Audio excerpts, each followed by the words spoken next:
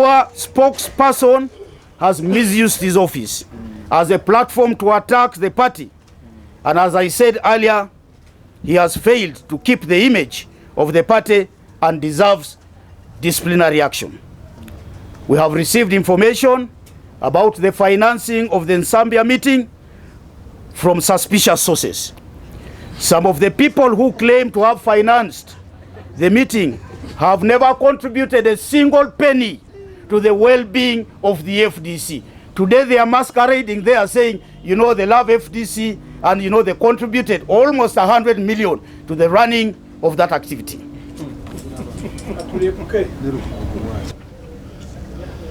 Now, for somebody to allege that ISO is the one registering members and constituting the structures of the Forum for Democratic Change, do you want to tell us that you are the commander of ISO and you are the one who has deployed those people to go and register members of the FDC?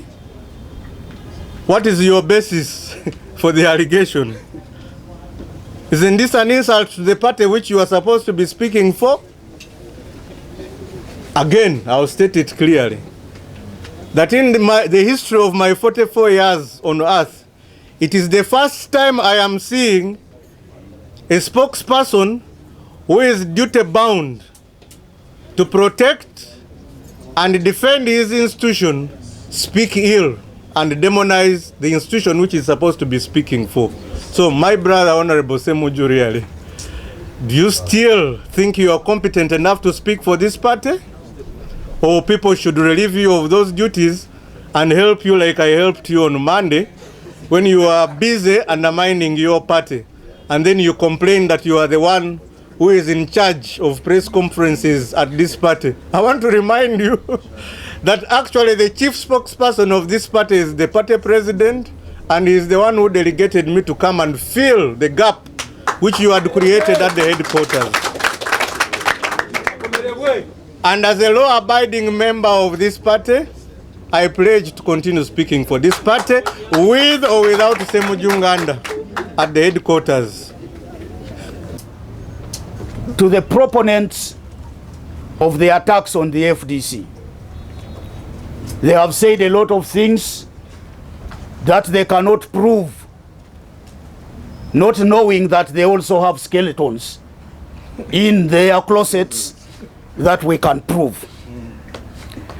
I take note of the threats by my deputy Elias Lukwago, who is mobilizing for violence during the forthcoming National Council. This is something new in the culture of the FDC that he wants to introduce here. I appeal to my comrades to learn the new culture to which he was ushered in about 2 years ago.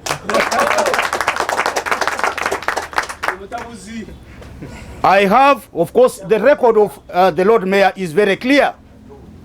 You know, he's been hopping from organization to organization, and this is being done for political expedience. He thought he would be a mercenary in the FDC, but we do not have room for any mercenary here. We don't.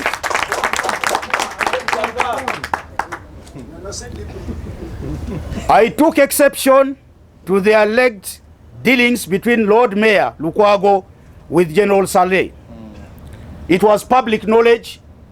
You displayed documents in the media and everywhere where General Saleh threatened to withdraw his political support in a handwritten document on ordinary paper. We got concerned about that.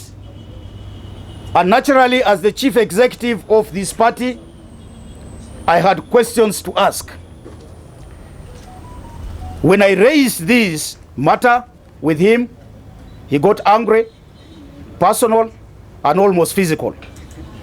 He told me that this matter was between him and General Saleh, and I should keep off it. So I decided to step back and see whether this would be resolved between the two. But as far as I understand, it's not yet a resolved matter. As Deputy President coming from Buganda, He is expected to provide leadership in the running of the party programs in the region. Unfortunately, he has been reluctant and resisted implementation of activities of the party in Buganda, instead preferring to be in cohort with the National Unity Platform. He has also not been receptive to defiance and activism, because I would imagine that being a person who is in control of the city of Kampala, he should have been our frontline soldier in activism. But all we see about him is putting on good suits and running to court whenever we activists are slaughtered in the streets of Kampala. Common knowledge in the public that the Honorable Ssemujju remains one of the most traveled members of parliament. I have received complaints from some members of parliament that the chief whip is taking foreign trips from them, some of whom have never traveled since they came to this parliament, the 11th parliament. And we do not know how this is happening. We, as the leadership here, call for calm amongst the FDC party members. This is our party for which we have invested our youthful energies and lives, and we shall never sell it to anyone at any amount of billions of shillings as accused. With humility, we implore you to build strong grassroots structures on which the present and future leaders of our party shall stand. I see the group there clamoring for leadership here, wanting to destroy this party using that mode to ascend to leadership. What do they want to do? To come and preside over a destroyed party? I think they should rethink their steps. Before anybody hangs us, we are humbly appealing to our comrades who have chosen to accuse us. Don't be the judges in your own case. With the accusations on our heads, we shall be coming to you, our party members, in your respective localities, in the hills and the valleys of this country, in the nooks of this country, to defend your party and to defend ourselves. In conclusion, we are well aware of both our friends and adversaries. Of course, NRM under Museveni cannot be our friends. They can't. And this is the reason why, despite the opportunity to participate in IPOD, even as the highest level, we have shunned meeting Mr. Museveni either in public or in private.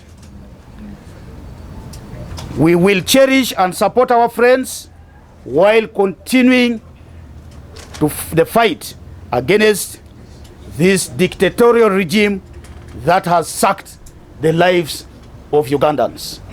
I thank you very much. One Uganda, one people, one people. One Uganda. I say this for God and my country. There is nobody who is going to expect that FDC as a political party is going to run like a marketplace. Even a marketplace has leaders, because we have these market masters who organize the markets. So if a market can have an organized leadership, what do you expect of a fully registered political party with brains like ours? By the way, I would like to tell my brother, because he was asking me if I am speaking as who. I think now he has the answers. I am here with the leadership of the party, and I am speaking. So if he thinks he's the only person who has the capabilities of speaking, I am speaking. And I'll continue to speak whenever I am required to speak for my party. He has already disqualified himself, and he has put himself in a position of being incompetent to speak for the party, because it is clear that the moment he brings an allegation against his party in favor of a sister party, That clearly shows where his heart is. His heart is not in the FDC. His heart is where he's advocating for. And if I may ask him, what is the relevancy of his allegation in 2023? Isn't it post-mortem? If he was making an alarm about the so-called dirty money that is in the party, I want him to first of all take stock and ask himself, to what extent has that so-called money negatively impacted on the institution of the FDC and its members? That is when he will have a valid justification to have tantrums all over. And all of us will rally behind him and say, yes, you have a good cause. We don't want our party to go to the drain. But as long as he still continues to lash out on the basis of speculation and malice, then for us we shall treat it as pedestrian talk and cheap talk, and we shall not allow that to devour our party. I would like to caution our members from the opposition. I heard on the radio our colleagues from the DP celebrating that we used to laugh at them, that whatever is happening to them can never happen to the FDC. I want to state this categorically clear, that the difference between the FDC and the DP is that whereas our party president does not have the opportunity to sit in parliament, even if he had it, he would not sit on the government side, which is not the case for the DP. In the history of this world, it is the first time I have seen a party president sitting on the opposite side of his members of parliament. And then you want to compare us to yourselves, and you are jubilating that our house is burning. Secondly, this is not the first storm that FDC has gone through. Actually, for me, I would say this is a wind, because we have been through bigger storms than this, and we have successfully come out of these storms. So don't even expect or wish that the worst is yet to happen. No. In fact, what has happened to us in the past has hardened us more, and we have become stronger than ever. NRM, if you are celebrating that FDC is going down, I want you to also go through at least one single storm that we have gone through, and we'll see if you will be able to stand the test of time. Because for you, you are jubilating over what has not yet happened to you.